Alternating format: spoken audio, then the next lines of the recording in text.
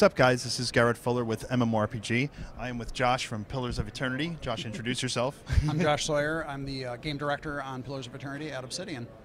It's awesome, and we're super excited for the game. You guys just announced your launch date, and now you're still at PAX during crunch time. Yeah. So, so March 26th. Yep, right? March 26th. And why don't you tell the guys how it's going in the studio, the development cycles you were at, where you guys are at now, the final push. Yeah, so we've had our backer betas out since Gamescom of last year. So in addition to the internal testing we've been doing and localization and all that stuff, obviously we've been getting lots of feedback from our backers on balance issues, gameplay stuff, the GUI, and we've been trying to take that feedback and make adjustments to the classes over time and just look at game balance overall. So now that we're in the home stretch, what we're really looking at are obviously bugs, but also balance issues, things that either feel way too crazy powerful or things that we can improve because we want people to feel that if they pick a class, that class is powerful and worthwhile throughout the whole game. And then just optimization for memory and performance. Cool, it's awesome, and I think it's great. You guys have been working so hard, not only with your backers, but with the community as well. Yeah. And the feedback has been obviously positive, and you guys have been able to make the tweaks that they want, as well as kind of with the things that you guys see too, right? Yeah. I would say that, so the feedback is, and we don't want it to always be all positive, that's not that helpful. People give a lot of really good criticism in our backer beta. It's very difficult because they're very demanding, as they should be. And what we tried to do is just listen to everybody and try to make the choices that we feel are going to make our fans really happy with the ultimate choice. So all the feedback everyone has given has been very, very good. So. Awesome, awesome. We were talking earlier about some of the classes and how you guys have developed the 11 classes going into the game, how to kind of meet player expectations as well as, you know, be creative and bring new things to the ideas of these kind of iconic classes you guys have. Talk a little bit about that and what that's been like for you guys, because I know we said, you know, there's some really neat things to look forward to and how the classes, you know, work together as a group and how you can tweak each one. So kind of give them the rundown, because that's where they're going to live. Sure, right? yeah. With some of the classes, we base them on sort of D&D counterparts, things that people remember from the Infinity Engine games. With other ones, we are either making stuff up from scratch or we're trying to find sort of a new place for that class to live. And it's been a very iterative process. Certain classes like the Cypher, we started at, which is kind of like a psionicist in the game. Yeah, yeah. That's something we made up, and obviously it's sort of like a psionicist in D&D, but not really. And psionicists weren't really a part of the Infinity Engine game. So we were kind of free to make up what we wanted. It took us a few tries to get them feeling good, but I think they're a really fun class now. A lot of people like playing them. Classes like Rangers also took us a while, but they're starting to come around, feel pretty good. Fighters and Rogues also, a lot of people had a lot of commentary on them, and I think they're feeling pretty good now in how they advance. Fighters are really great, sort of defense-oriented characters, but they now have a nice balance of offensive abilities.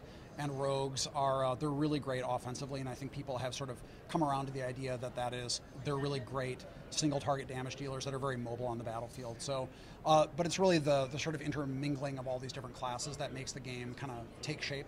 So we're still doing a lot of tuning on that stuff, because with all those classes and all the party compositions, there's a lot of different ways that you can kind of make cool things happen or make things break, and so we're looking at that right now. Yeah, I mean, it's a massive system, right? Yes. I mean, because it is, you know, RPG to the core, and it's not just a single player. You got the whole group going, and I mean, you guys have done it before. It's, you know, you got a whole history with it, so I think it's great. One of the things I didn't mention earlier before we started this, but it was one of my favorite things you said. We talked a little bit about loot. Yeah. And you gave a great comment earlier about kind of how you see loot going throughout the process of leveling up a character. Yeah. Kind of tell everybody what we said about the tiered system and yeah, I usually think of loot like the way that loot feels best, I think, in a game is when it's slowly progressing, and by the time you start to feel like you're running out of steam, you get the next step up, and then like you're like, oh cool, I'm starting to find, in our case, like fine gear.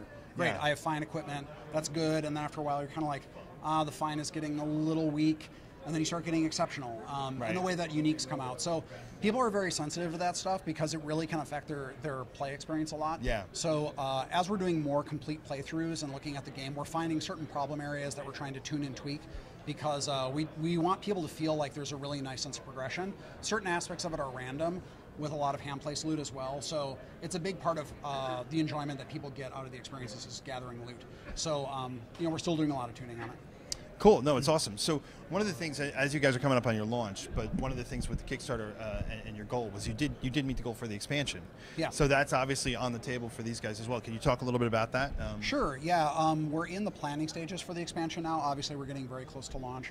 Right. And there are people who, like, especially the art team, is rolling off because they're usually the first off of a project because the area art gets finished relatively quickly. Right. And they're now doing some concepts and renders for expansion areas, and there are a few designers that are doing some preliminary work on that as well.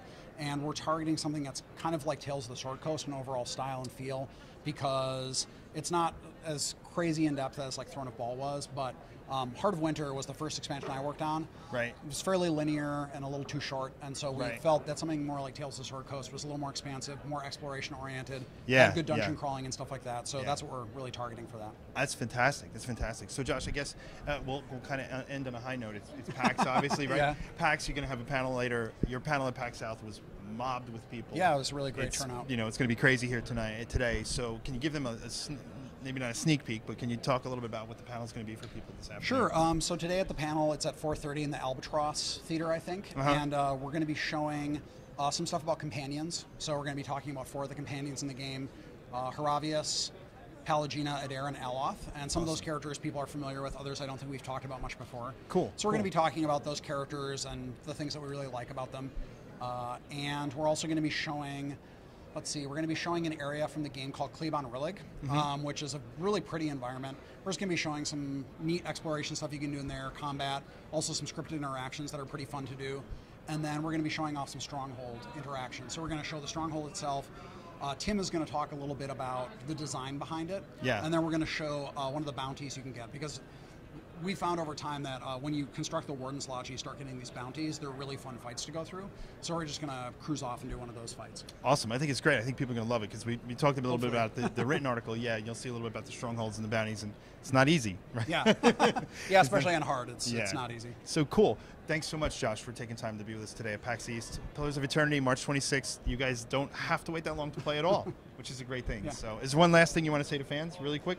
Everybody, thank you for your support. It's been really great experience having all of you play our game, give us feedback, and we really appreciate everything you've done. Excellent. Thanks again, man. Thanks.